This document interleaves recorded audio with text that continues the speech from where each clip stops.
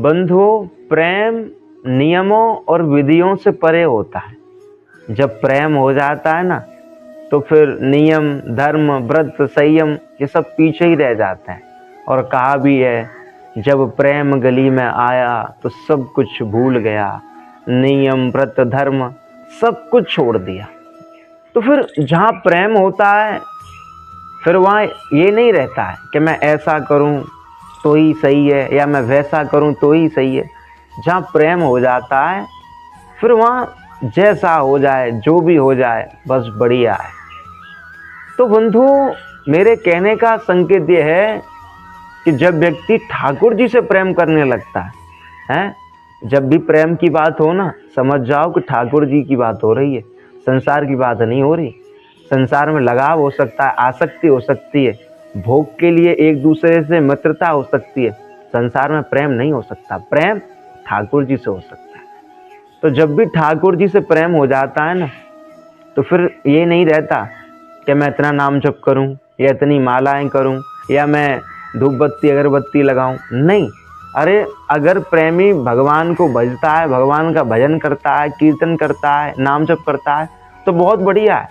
और यदि वो नहीं भी कर पाता, तब भी उसका प्रेम प्रबल ही रहता है, उसका प्रेम कमजोर नहीं होता।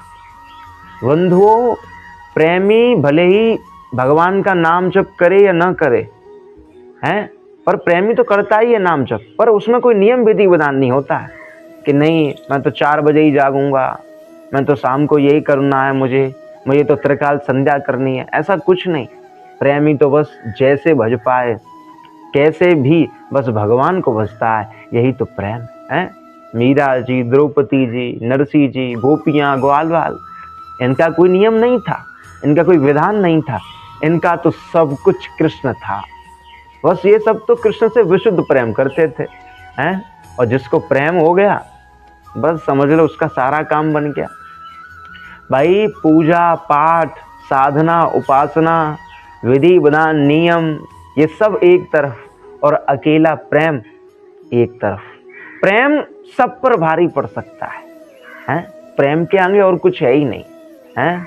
और कहा भी है, प्रबल प्रेम के पाले पड़कर प्रभु को नियम बदलते देखा, खुद का मान टले तो टल जाए, भक्त का मान न टलते देखा।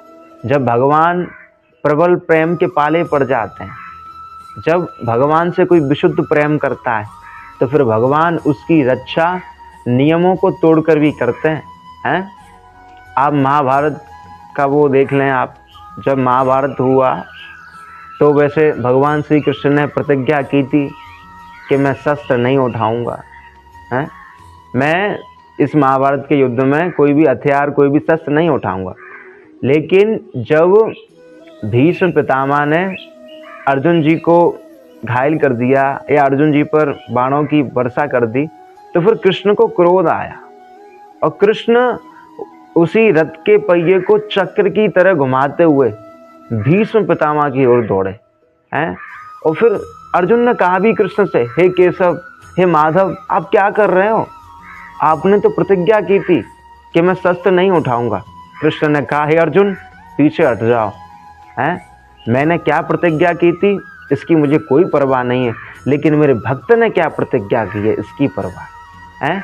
क्योंकि भीष्म पितामह जी श्री कृष्ण के महान भगवत भक्त थे, और उस दिन पितामह ने यह प्रतिज्ञा की थी कि मैं गंगा पुत्र नहीं, आज श्री कृष्ण के हाथों शस्त्र न उठवा दूं।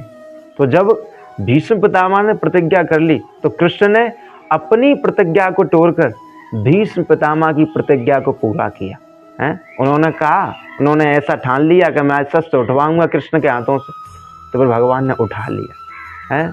तो कहा भी है कि प्रबल प्रेम के पाले पड़कर।